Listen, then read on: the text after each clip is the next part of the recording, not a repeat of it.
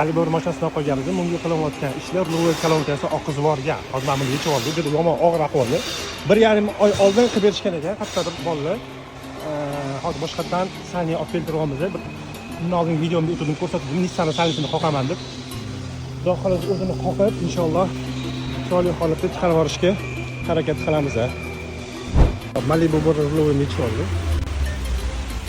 Vallahi yaxshi. Kustanglari joyda. Mana 1,5 oy oldin qo'yib berishgan salnisi. Bu salnini Lo'y ichiga qo'shayotgan paytda ichidagi prujinasi chiqib ketadi. 80% o'zini salnisi chiqib ketadi. Mana bu yerda ham ko'rayotgan bo'lsangiz, mana turibdi mana. Bu birinchi xato. Ikkinchi xato, hammasida stopperi bo'ladi. Stopperi olmoqchi bo'lganda bolalar mashinadan teshib qo'yishgan. Imminni salni o'tiradigan joydan teshib qo'yishgan. Bu yerdan ham plyus oqizib yuborgan.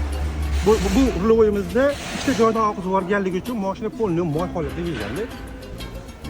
Shuni nima qilish kerak? Bitish qilishdan oldin yaxshilab harakat qilib, qarab ko'rish kerak. Hozir salning ham videolarini ko'rsataman. Birodarlar o'zingizlar ko'rib bila olasizlar. Kimda shunaqa muammo bo'layotgan bo'lsa, menga aloqaga chiqarasizlar.